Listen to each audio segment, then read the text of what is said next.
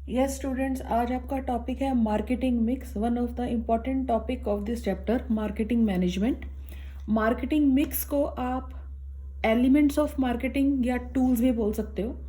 इसमें एक बहुत डिसेंट सा डायग्राम है। बहुत टाइम पहले मैंने एक बच्चे को ये डायग्राम बताया था, तो उसकी मैम ने 1 मार्क उसको इस डायग्राम के लिए ही दिया था जब ये सब्जेक्टिव पेपर होता था। इसमें आपको याद करना है 4 P's, 4 ऐसे ही लिखना, 4 P's बीच में लिखना आप इसके, अगर कभी हो लर्न करने के लिए। मार्केटिंग मिक्स फर्स्ट होता है आपके पास product, then price, place and promotion. इसका मतलब क्या, जब आप मार्केटिंग मिक्स की बात कर रहे हो, मार्केटिंग मिक्स इन 4 एलिमेंट्स को मिलाकर बना है। सबसे पहले होगा, अगर प्रोडक्ट ही नहीं है तो सारी कहानी खत्म। प्रोडक्ट होना चाहिए, प्राइस, प्लेस, प्रमोशन, ये 4 पार्ट्स हैं किसी भी मार्केटिंग मिक्स के लिए। यानी सबसे पहले आपने क्या स्टडी करना है अबाउट द प्रोडक्ट। प्रोडक्ट क्या चीज़ है जो आप बेचना चाह रहे हो मार्केट के अंदर, ये तो सबको पता है। अगर आप कोई टीवी बेचना चाह रहे हो तो प्रोडक्ट इज टीवी, कोई क्रीम बेचना है, कोई पेन बेचना है, तो प्रोडक्ट क्या है। तो प्रोडक्ट मीन्स गुड्स और सर्विसेज और एनीथिंग वैल्यू, जिसके लिए कुछ वैल्यू है जो आप बेचना चाह रहे हो, चाहे वो समोसा ही क्यों ना हो। ठीक है, तो कोई भी प्रोडक्ट जो है वो होना ज़रूरी है, क्योंकि अगर कोई प्रोडक्ट ही नहीं है तो बाकी कहानी का कोई टॉपिक ही नहीं रहा ना। उसके बाद सेकंड आता है प्राइस। मेरे हिसाब से प्राइस से रिलेटेड बहुत सारे क्वेश्चन आ सकते हैं। एक one of the important question ये आता है कि जब एक company, how you can decide the price of a product, किसी भी प्रोडक्ट का प्राइस कैसे डिसाइड किया जाता है। तो आप अभी किसी रिक्शा वाले को भी बोलोगे ना, भैया यहाँ तक चलना है, तो सबसे पहले उसका प्राइस पूछते हो, भैया कितने रुपए लोगे, ये पेन लेना भैया कितने का है। तो प्राइस जो है वो मेन चीज़ है किसी भी प्रोडक्ट से रिलेटेड, या मेन एलिमेंट जो है किसी भी मार्केटिंग मिक्स के लिए। प्रोडक्ट, सेकंड आपका आता है price. Price may be defined as the amount of money paid by the buyer in consideration of the purchase of good services. मैं आपको सिर्फ कुछ की वर्ड्स ये बुक में इसलिए लेकर बैठी हूँ क्योंकि आपको बुक्स में कुछ की वर्ड्स आपको पता होने चाहिए। जैसे एक price is often used as regulator. Regulator का मतलब जो पूरी कहानी को रेगुलेट करता है। कोई भी प्रोडक्ट हो, अगर आप कोई भी सर्विसेज, अगर आप अपने आप को सेलर रिज्यूम करके चले, आप किसी और इस पूरे चैप्टर में ना एक कीवर्ड और है, target market, target market, target market. यानी आप जो भी प्रोडक्ट बेच रहे हो, it should be according to your target market. यानी मार्केट, जैसे अगर हम एक आज का लेटेस्ट एग्जांपल ले, किया गाड़ी का, ठीक है। किया जो है उसने प्राइस ऐसा डिसाइड किया कि वो पूरी, अभी एक टॉपिक आएगा स्किमिंग ऑफ द मार्केट, उसमें आपको किया का एग्जांपल बताऊंगी मैं। यहाँ पर रेगुलेटर का मतलब क्या है, प्राइस इज ए की word, it's a competitive weapon जिसके थ्रू आप पूरी मार्केट में लड़ाई जीत सकते हो। Price is a single most important factor affecting the revenue and profit of A firm. ये लाइन बहुत अच्छी लाइन है, अगर आपको जूम करके देख लेना, ये लाइन बहुत अच्छी है, इसको टैग लाइन की तरह यूज कर सकते हो, समझ सकते हो टॉपिक को। प्राइस ही एक सिंगल, जब तक आप किसी कस्टमर को प्राइस के थ्रू इन्फ्लुएंस कर ही नहीं पाओगे, तब आप उसको अपने प्रोडक्ट की क्वालिटी से भी तो इंट्रोड्यूस नहीं करवा पाओगे। इसीलिए किसी भी प्रोडक्ट का प्राइस कुछ ऐसा होना चाहिए जो कस्टमर को अट्रैक्ट कर सके, यानी कस्टमर उस चीज़ को खरीद ले, खरीदने के बाद ही तो वो बताएगा कि इस प्रोडक्ट की क्वालिटी अच्छी है या बुरी है या कैसी है। तो उसके बाद कुछ इंपॉर्टेंट डिसीजन है related to the price of a product. Important pricing decision, setting the price. आपको प्राइस, आप कौन, आप फर्म और एक मैन्युफैक्चरर। अगर आप प्रोडक्ट का प्राइस डिसाइड करने जा रहे हो, यार कोई ऐसा प्राइस डिसाइड करो ना जिसमें आपको भी लॉस नहीं हो, प्रॉफिट हो। तो मार्केट डिटर्मिनेशन क्या होती है इसके बाद, पहले तो आप सोचो कि प्रॉफिट आपका मैक्सिमाइज होना चाहिए, कुछ ऐसा प्राइस होना चाहिए। फिर मार्केट को कैप्चर करना है आपने। मार्केट कैप्चर कैसे करोगे वो भी आपके प्राइस के ऊपर डिपेंड करती है कि और कंपनीज क्या प्राइस स्ट्रेटेजी फॉलो कर रही है, अकॉर्डिंग टू दैट आप भी इसको थोड़ा सा देख सकते हो। फिर analysing the factors determining the price, product cost, competition. एक सिंपल सी चीज़ है, अगर आपकी कार बनाने की कॉस्ट 10 लाख रुपए आ रही है तो आप 11 लाख में तो नहीं बेचोगे ना उसे, कुछ तो प्रॉफिट भी कमाओगे आप। तो जब भी आप किसी प्रोडक्ट का प्राइस डिसाइड करने जा रहे हो, सबसे पहले आपको देखना है आपका प्रॉफिट कितना होना चाहिए, क्या आप मार्केट में लीडरशिप गेन कर सकते हो या नहीं कर सकते हो। फिर आप सेकंड ये देखोगे दूसरी वैसी ही प्रोडक्ट बनाने वाली कंपनीज उस प्रोडक्ट का प्राइस क्या डिसाइड करती हैं, तो उसके आसपास हो सकता है। Third one is cost. आप जो भी अपना प्रोडक्ट बेच रहे हो उसकी कॉस्ट तो देखो। अगर आप उसका सेलिंग प्राइस डिसाइड करने चाह रहे हो तो आपने उसको कितने में बनाया, उसकी कॉस्ट को भी ध्यान में रखना चाहिए। Fixing A price for the firms product, फिर आप अपने प्रोडक्ट का जो भी फाइनल प्राइस करना चाहते हो वो डिसाइड करें। Decision in respect of discount to the customer trader, क्योंकि आप जब प्रोडक्ट का प्राइस डिसाइड कर रहे हो, बीच में जो आपके मिडिल मैन होंगे या कुछ और होंगे, किसी को ट्रेड डिस्काउंट देना है, लास्ट में किसी कस्टमर को डिस्काउंट भी देना है, तो वो सब कुछ कवर अप करने के बाद जो आप फाइनल प्राइस डिसाइड करोगे वो होना चाहिए। क्यों? आप ऐसा तो नहीं करोगे ना कि किसी को इतना ज़्यादा डिस्काउंट दे रहे हो कि जिसकी वजह से आपको लॉस हो जाए। तो इसीलिए घर में भी देखो, कभी मम्मी बहुत बोलती है ना इसके साथ ये चीज़ फ्री है, मम्मी बोलती है नहीं नहीं कुछ फ्री नहीं है, पैसे तो इसके कवर अप कर लिए होंगे, तो वो ठीक बोलती हैं। कोई भी कंपनी ऐसी नहीं होगी जो अपने आप को लॉस देकर और वो आपको कोई चीज़ फ्री में दे रही है या कुछ डिस्काउंट दे रही है। यानी जब भी किसी कंपनी ने अपने प्रोडक्ट का फाइनल प्राइस डिसाइड करना है, वो कुछ इस तरीके से डिसाइड होना चाहिए कि उसे ये भी आइडिया होता है कि इन फ्यूचर अगर कोई डिस्काउंट भी देना पड़े, वो भी कवर अप होने के बाद भी उन्हें प्रॉफिट होना चाहिए। तो ये इंपॉर्टेंट क्वेश्चन है कि कंपनी जब एक प्रोडक्ट का प्राइस डिसाइड करती है तो वो कैसे डिसाइड करेगी। उसके बाद आता है प्लेस और फिजिकल। यहाँ पर एक टॉपिक लिखा हुआ है, देखो, मार्केट स्किमिंग प्राइस स्ट्रेटेजी। ये मैं डिस्कस कर रही थी अभी 2 मिनट पहले। स्किमिंग का मतलब क्या होता है? जैसे एक दूध जब उबल जाता है ना, मिल्क को बॉयल करके रखते हो तो वो ठंडा होता है, उसके ऊपर मलाई आ जाती है, ठीक है। मलाई को आप अगर कोई एक ही बार में लेना चाहे तो एक ही बार बड़े आराम तरीके से उसको उठाया जा सकता है, तो इसको कहते हैं स्किमिंग, मार्केट से मलाई उतार लेना। अब इसका मतलब क्या है? जैसे किया का मैं एग्जांपल दूं, किया बहुत लोग ले रहे हैं, खरीदते जा रहे हैं मार्केट, और किया कंपनी ने प्राइस अब ऐसा डिसाइड कर दिया कि एक डिसेंट प्राइस के अंदर वो ऐसे फीचर्स प्रोवाइड कर रहे हैं जो बहुत बड़ी गाड़ी एसयूवीज, मतलब 16-17 लाख में जो प्रोवाइड कर रही हैं, अगर मिडल में देखा जाए वो 12 में भी प्रोवाइड कर रहे हैं। तो इसका मतलब क्या? 2-3 महीने के अंदर उन्होंने इतनी सेल कर देनी है कि जो नई कंपनीज उनके फीचर्स को फॉलो करके या उसे बीट करने के लिए अपना नया प्रोडक्ट लॉन्च कर रही हैं, उनको भी आने में 3-4 महीने लग रहे हैं। तो 3-4 महीने तक तो किया कंपनी अपना खा जाएगी जितना प्रॉफिट खाना है, यानी स्किमिंग द मार्केट।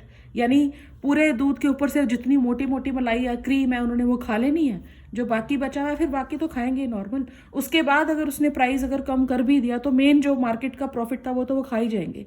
तो ये भी एक तरीका है कि प्रोडक्ट का प्राइस ऐसे डिसाइड करो, क्योंकि आप यहाँ समझने की कोशिश करो, 2 ऑब्जेक्टिव होते हैं, या तो आपने प्रॉफिट मैक्सिमाइज करना है या सेल्स मैक्सिमाइज करनी है। मैं तो कह रही हूँ दोनों करो। तो स्किमिंग का मतलब तो यही होगा ना, स्किमिंग का मतलब पूरी मार्केट के ऊपर से क्रीम लेयर उतार कर खा लेना। उसके बाद जो लोग आएंगे उनको तो बचा हुआ मिलेगा, चाहे वो कितने मर्जी फीचर्स डाल दें, चाहे वो कितना मर्जी प्राइस के साथ कम। जिन्होंने कार ले ली उन्होंने तो ले ली, कोई कार कोई आलू प्याज टमाटर तो नहीं है ना कि उन्होंने आज, कुछ हमारे देश के लोगों ने कार ली कि 3 महीने के बाद वो फिर अपना डिसीजन चेंज कर देंगे। 5 साल तक तो नहीं होगा, नॉर्मल एक मिडिल क्लास के लिए लेकर चले तो 5 साल तो एटलीस्ट नहीं होगा ना। तो अगर उसके बाद कोई नई कार कंपनी अपना नया फीचर्स के साथ लॉन्च कर भी रही है, तब तक तो जिसने मलाई खानी थी वो तो खा ही जाएगा। तो आप देखो और समझो कि आप जो भी प्रोडक्ट बना रहे हो उसके अंदर प्राइस डिसीजन कितना बड़ा इंपॉर्टेंट रोल प्ले करता है। फिर आपका थर्ड एलिमेंट आ रहा है प्लेस और फिजिकल डिस्ट्रीब्यूशन। आप जो भी प्रोडक्ट मैन्युफैक्चर कर रहे हो वो वहां तक तो पहुंचना चाहिए ना जहां उसके कस्टमर हैं। तो the decision regarding physical movement of goods should be there. Major activities होनी चाहिए जहां पर वर्कर, जहां पर कस्टमर उसका रहता है, उस प्रोडक्ट को जितनी जल्दी हो सके वहां तक पहुंचा देना चाहिए बिना टाइम वेस्ट किए। तो फिजिकल डिस्ट्रीब्यूशन होना चाहिए, प्लेस अच्छा होना चाहिए। अब कोई कार जो है वो गांव में जाकर नहीं बेचेगा, हालांकि गांव के लोग भी कार खरीद रहे हैं, ठीक है, तो लेकिन वहां पर शोरूम नहीं है। शोरूम का है थोड़ा सा सिटी में आकर। तो this way a sure sale of lost because ना, ये एक लाइन है इसके बीच में। इसमें सिंपल सी चीज है कि आप शूज अगर आपने बेचने हैं ना, तो शूज ऐसी जगह पर बेचो जहां पर लोग सिविलाइज्ड, मतलब जहां पे रशी एरिया हो। जैसे अगर आपने यूनिफॉर्म बेचनी है तो यूनिफॉर्म आप देख लेना, जितनी भी यूनिफॉर्म की शॉप्स जो होती हैं वो किसी स्कूल के पास होंगी। किसी ने बुक्स बेचनी है तो बुक्स की शॉप भी स्कूल के आसपास ही होती है। तो यानी वो प्लेस ऐसा करेक्ट चूज करे जिसमें जो आपकी कस्टमर की रीच में हो जाए। फिर आपका आता है प्रमोशन। प्रमोशन का मतलब क्या है, आप अपने प्रोडक्ट के बारे में लोगों को बताने जा रहे हो, लेकिन कम्युनिकेशन बहुत अच्छा वे में होना चाहिए। फिर अगेन कम्युनिकेशन का टॉपिक है कि आप अपने प्रोडक्ट की प्रमोशन में वो वर्ड्स यूज़ करें जो कस्टमर को अट्रैक्ट कर सके, उसको एक ही बार में कस्टमर को प्रोडक्ट के बारे में डिटेल इन्फॉर्मेशन दे दें। Promotion refers to the use of communication with the twin objective of informing potential customer about a product and persuading them to buy it. कुछ ऐसा बोलो, कुछ इस तरीके से प्रमोशन करो कि वो कस्टमर जो है वो आपका प्रोडक्ट खरीदने के लिए मजबूर हो जाए।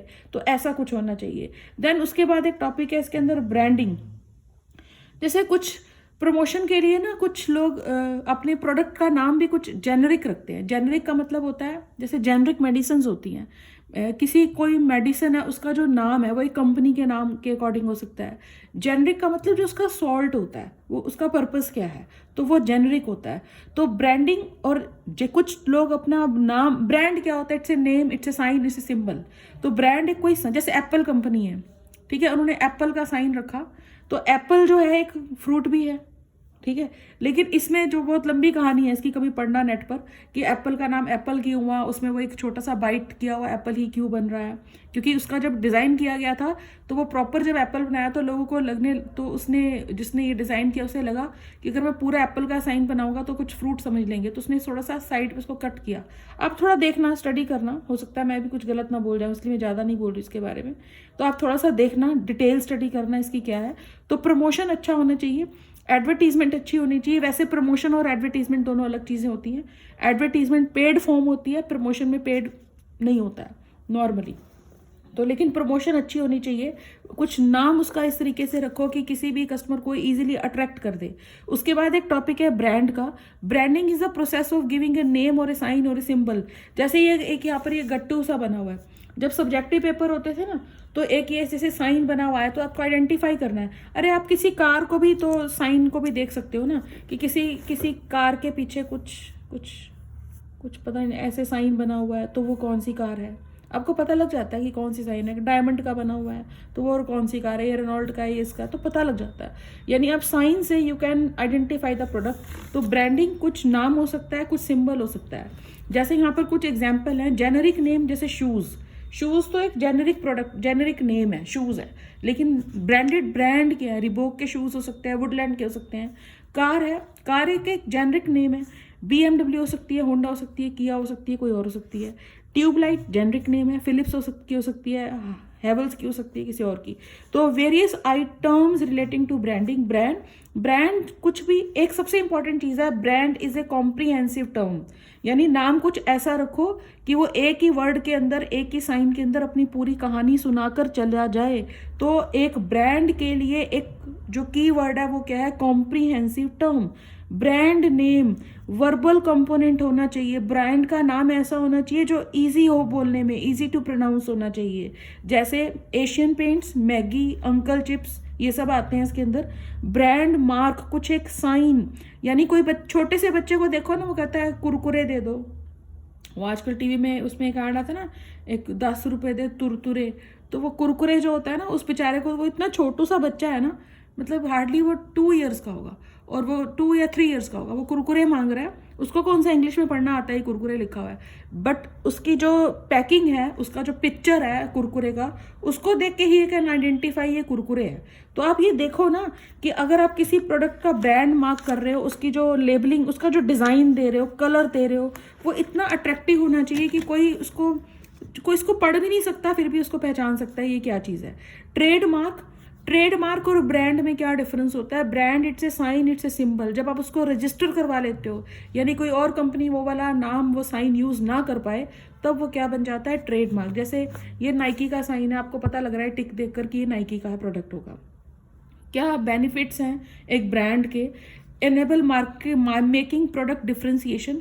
जैसे कुछ साइन लगा हुआ है, उसको आप देखकर पता लगा सकते हो ये रिबोक का है, ये मोंटे कार्लो की शर्ट्स है, या इसकी है, ये जॉकी का है, ये किसका है, कुछ जो साइन है उससे देखकर, एडिडास का है, तो एडिडास के कुछ साइन देखकर आपको पता चल जाता है कि ये प्रोडक्ट जो है वो एडिडास की शर्ट पहन रखी है उसने, पता चल जाता है।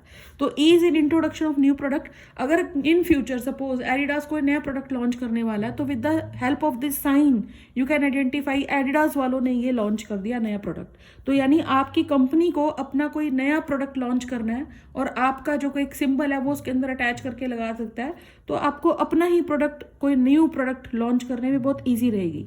डिफरेंशियल प्राइसिंग मतलब with the help of brand, brand की आइटम है इसलिए उसका प्राइस ज़्यादा है, लोग ऐसे बोलते हैं, ब्रांडेड में कुछ तो फर्क होगा। तो यानी अगर आपका कोई ब्रांड है उसकी वजह से वो प्रोडक्ट दूसरे प्रोडक्ट के कंपेयर में ज़्यादा प्राइस मार्केट से खींच सकता है, प्रॉफिट कमा सकता है।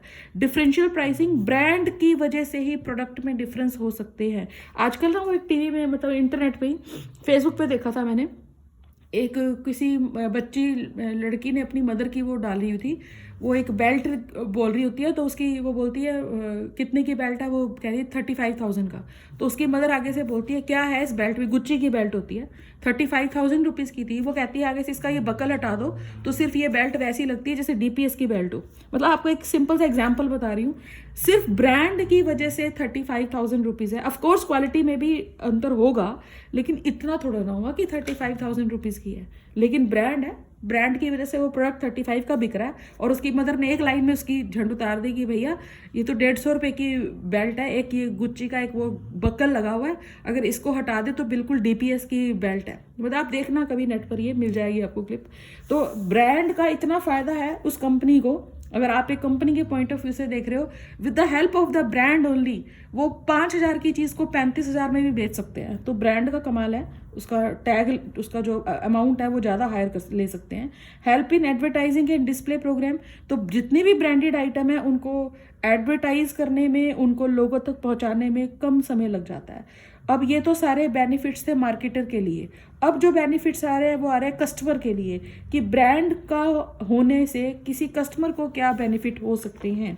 Help in the product identification, अब उस जो मैंने भी आपको डिस्कस किया उस वाली क्लिप के अंदर मदर को कुछ नहीं पता कि वो ब्रांड है या क्या है, बट डॉटर को मालूम है कि मम्मी ये गुच्ची की है, ये ब्रांड है। वो कस्टमर के पॉइंट ऑफ व्यू से बता रही है क्योंकि वो यंग गर्ल है, वो कॉलेज जा रही है, अपने ऑफिस में जा रही है, तो उसको वहाँ पे हो सकता है वो ब्रांड, वो जब वो ब्रांड की बेल्ट पहन कर जाएगी तो लोगों को बताने की जरूरत नहीं पड़ेगी, पता चल जाएगा कि ब्रांडेड आइटम है। तो कुछ ऐसा भी सोच है आजकल। तो कस्टमर्स को with the help of the brand they can identify easily the product. उसके बाद इंश्योर क्वालिटी, पता नहीं माइंडसेट हो जाता है कि ब्रांडेड आइटम है क्वालिटी अच्छी हो जाएगी, क्वालिटी अच्छी ही होगी। तो एक ब्रांड का कस्टमर को ये फायदा है। स्टेटस सिंबल, ऑफ कोर्स मेरे हिसाब से तो इसको फर्स्ट रखना चाहिए था। तो ब्रांड जो होता है वो कभी ना कभी, मतलब आई थिंक लोग या हम या मैं भी लेती हूँ, तो ब्रांडेड आइटम हम नॉर्मली इसलिए लेते हैं, कहीं ना कहीं वो स्टेटस सिंबल ज़्यादा शो करता है। मतलब आप ये देखो, अगर आपने वो एडिडास की शर्ट पहनी है, गुच्ची की इसने बेल्ट पहनी है, वो एक अलग ही उसकी चाल हो जाती है कि ब्रांडेड आइटम है, तो एक स्टेटस सिंबल को भी रिप्रेजेंट करता है। ये पॉइंट, ये बेनिफिट्स किसके लिए? कस्टमर के लिए। फिर ये अच्छा क्वेश्चन है, characteristics of a good brand name. जब भी आप एक कंपनी हो, अगर आप अपने प्रोडक्ट ब्रांड का कोई नाम रखना चाह रहे हो तो कैसे रखोगे, क्या चीज़ें माइंड में होनी चाहिए? सबसे फर्स्ट पॉइंट आता है इजी टू प्रोनाउंस। ब्रांड का नाम ऐसा होना चाहिए विच इज़ वेरी सिंपल। जैसे एक मोची है, मोची ब्रांड है, मोची को अगर आप देखो, पुराने ज़माने में मोची तो होते थे जो चप्पल ठीक कर देते थे, तो आज के टाइम पर वैसे लोगों को मोची बोलने में शर्म आती है, लेकिन अगर मोची का ब्रांड हो तो हाँ मोची, ओहो बहुत अच्छी हुआ है, तो मोची की चप्पल पहनी है तुमने, अच्छा। लेकिन आप यंग जनरेशन को ये तो देखो कि बहुत टाइम पहले जिसकी चप्पल टूट जाती थी उसको मोची तो ठीक करता था, तो उसने एक ब्रांड बना दिया क्योंकि वो इजी टू प्रोनाउंस है और अपना पुराना एक अस्तित्व लेकर भी वो साथ में चल रहा है। उसके बाद brand name should suggest the producer benefits and qualities. Brand का नाम ऐसा होना चाहिए जो प्रोडक्ट के बारे में कस्टमर को अपने आप ही बता दे बिना बोले। जैसे एक हाजमोला है, पता चल जाता है हाजमे से रिलेटेड है। जैसे उजाला है, एक वो अगर हम वाइट क्लोथ्स धोते हैं ना तो आफ्टर वॉश उसके अंदर एक उजाला डाल देते हैं, थोड़ा ब्लू कलर का होता है, इससे कपड़े थोड़े शाइन करते हैं, उजाला। सूर्या ट्यूब लाइट, सूर्या मतलब इतनी इसके अंदर लाइट आएगी जैसे सन की लाइट होती है, तो उसको नाम को भी नाम उसका ऐसा होना चाहिए जो अपनी क्वालिटीज वो बताता जा रहा है। ब्रांड नेम शुड भी अलग होना चाहिए, कुछ अलग नाम होना चाहिए। जैसे थार है, एक अलग ही नाम है यार, थार की वो देखो तो अलग ही लुक आती है थार की, अगर आप एप्पल की बात करते हो एक अलग उसका वो है। तो यानी ब्रांड नेम ऐसा होना चाहिए कि वो औरों से अपने आप को अलग करता हुआ चला जाए और एक सेकंड भी ना लगाए कस्टमर को अट्रैक्ट करने में। Chosen name should always staying par, it should not get out of the, मतलब कुछ नया नाम, कुछ ऐसा, हाँ नया नाम क्यों बोलूँ, जैसे अगर मैं मोची की बात बोल रही हूँ, मोची कोई नया नाम थोड़ा ना है, बहुत पुराना है लेकिन आज भी चलता है। यानी कुछ नाम में पावर है, कुछ नाम ऐसा होना, यानी अगर आप कुछ ऐसी आइटम ऐसा नाम रख देते हो जो पुराना भी है और नया भी है, यानी बहुत पुराना होने के बावजूद उसका आज भी इतना उसकी पहचान है, तो वो नाम ऐसा रखो कि वो कभी चेंज नहीं होगा, कभी चेंज होगा ही नहीं, क्योंकि जूते चप्पल ठीक करने वाले को मोची कहते हैं, इसको कौन चेंज कर देगा, तो चल रहा है। उसके बाद the brand name should be sufficiently versatile to accommodate new product, कुछ अलग, जैसे मैगी, कॉलगेट, अब तो तुम्हारे लिए पुरानी चीज़ें हैं।